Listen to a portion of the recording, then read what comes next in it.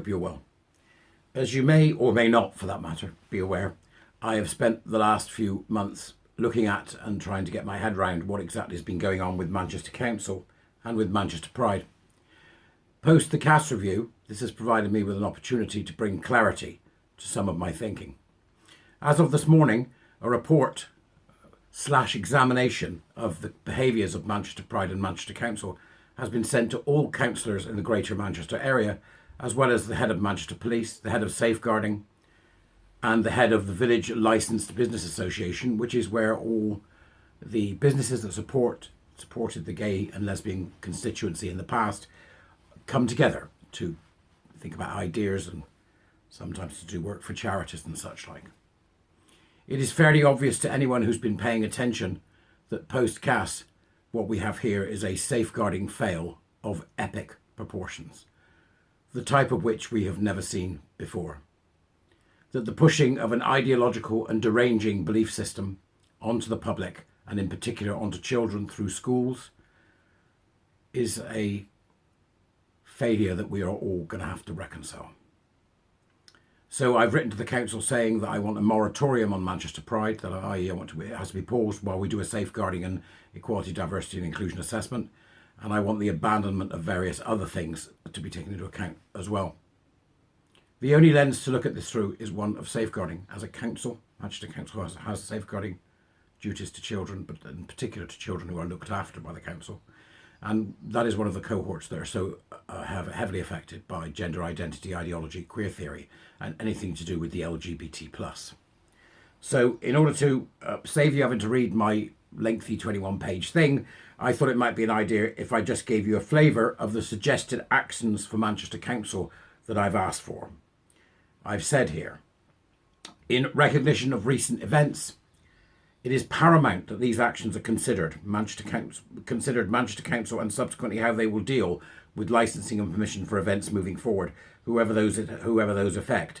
It is only right that the people democratically elected by the people of Manchester be the drivers of change and safeguarding EDI investigation.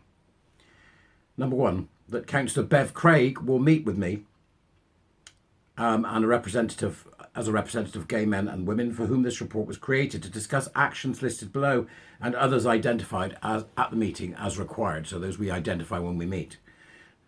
That the council will instigate a safeguarding review and EDI assessment across its estate and request the same from all organisations, that this is again in a list that will be agreed at the initial meeting. The council will need to instigate internal multiple EDI and safeguarding investigations across multiple dimensions and do so quickly to cover all training, documentation and any affinity groups, and removing the harmful belief system of gender identity that these groups represent. The council will urgently disavow the dangerous, misogynistic and homophobic trans pledge that they took on the 2nd of February 2022 and do so publicly with an apology. The affirmation of this pledge has wedded the council to medical malpractice, gay conversion therapy and the iatrogenic damage of children, women and a generation of gays and lesbians. It is worth noting that points 3, 4 and 5 of that trans pledge are particularly damning. The affirmation has seen you call for more conversion therapy. That's the affirmation of this, for more conversion therapy. I assume that you were not cognizant of the reality at the time. Can you confirm this, please? I'm asking them, did they know what it was that they were pledging? The council will agree to no longer use any acronyms such as LGBT or LGBTQIA2S+, when describing gays and lesbians, as this assumes they are part of a damaging collective who have much to answer for. Most importantly, the gay conversion therapy that this letter addresses. The council will immediately write to all schools instructing them to remove materials promoting transgenderism or queer theory and the myth of an LGBT community which so many gays and lesbians now disavow. The council will immediately inform businesses of existing flag laws that prevent the flying of the progress flag, the trans flag and any other without planning permission, and enforce the same laws. And I also call for the immediate cancellation and removal of permissions and licences for the Sparkle Festival, and any related activities must take place. Sparkle should be abandoned in its entirety. It is now in an untenable position, pushing the debunked and dangerous idea of the trans child and would bring shame on Manchester as a city as the public awareness of and anger towards this medical and social child-harming calamity grows. Sparkle are promoters of gender ideology and conversion therapy against same-sex attracted people and cannot in good conscience be supported by Manchester Council in any way, given current advice, and even in the absence of a safeguarding and EDI assessment, that evidence of harm is overwhelming.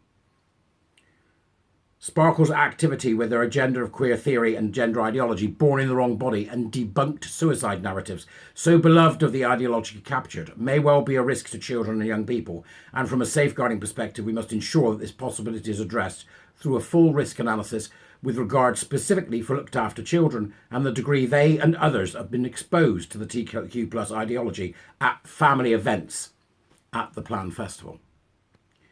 The scrapping of the plan to build an art piece to transness, partially funded by Manchester Pride in Sackville Gardens, a piece which is now set to be a signifier of homophobia, medical malpractice and bodily damage to gay and lesbian youth and children. You cannot have this in the same place as Alan Turing, chemically castrated by the same class of drugs as we now know have been given to children and young adults in the name of gender. To allow its placement would be a direct insult to all gays and lesbians, not least of which are those represented by the AIDS Memorial and whom are no longer with us. It spits in the face of pioneers such as Esme Langley, Jackie Forster and those in CHI, the Campaign for Homosexual Equality. I also call for an immediate moratorium on Manchester Pride Festival and any other events planned in and around the gay village to safeguard against those who actively promote the harm that has been identified. You cannot celebrate medical negligence and child harm by placing the trans movement front and centre in an event. You will bring disgrace upon the City of Manchester in doing so. For Manchester Pride and connected organisations, businesses, all licences, permissions to provide public events must be withdrawn and reviewed.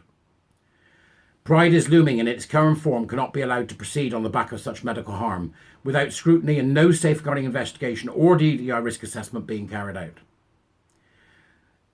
That Manchester Pride investigates and reports fully prior to any permission for events on how they have failed so badly by embracing this medical malpractice, gay conversion therapy and in promoting a dangerous ideology, and what action they will be taking to remedy their catastrophic failures. That Manchester Council write formally to the Charity Commission requesting immediate investigation of all charities involved. That Manchester Council will immediately desist all involvement with organisations that have pushed this homophobic agenda, the list of which we will discuss at the meeting. That the Council disavows Pride in practice and do so publicly. That the Council will disavow the All Equals Charter, which attempts to proliferate ideologically unsound beliefs in Manchester businesses and organisations, potentially causing further harm. That the Council will disavow the LGBTQ+ advisory panel set up by Mayor Andy Burnham, which explicitly calls for harmful, gender-affirming ideological practices. The Council will need a statement that can be sent to all concerned or affected parties, from employees to service providers and partners, in which you will set out your position clearly with regards to the CAS report and the statement from the Gay Men's Network, detailing how you will eradicate gender ideology and queer theory from the Manchester public square and cease any connection that would link you to gay conversion therapy 2.0 and the actual harm of children. That's where we're at, folks, just so you know. All right, that's what I've asked for. I've asked for a meeting within 72 hours. Safeguarding is a very serious issue. It's covered by a number of very important laws, and I may well need your help if this is ignored in order to alert other bodies to the seriousness of what is going on, because I believe that eventually when you chase safeguarding down to its eventual route, you end up with the police who have to investigate such things as malfeasance in public office, or under the Children's Act, the actual possible real damage to children and young people, where a public body refuses or ignores its responsibility to safeguard children. And I urge anyone watching this who knows people in Manchester Pride, who knows any of the councillors, all of which have had this now, that they make sure that they are speaking to Councillor Bev Craig, who is the head of the council, and voicing their worries and concerns. And hopefully then we can begin to have a conversation about how we finally end this in Manchester. All right, so that was just an update for you. Thanks very much. Come be a warrior teacher. We're doing loads of stuff. And yeah, that's the update from the Winning Mindset. I'll see you later. Bye-bye, everyone.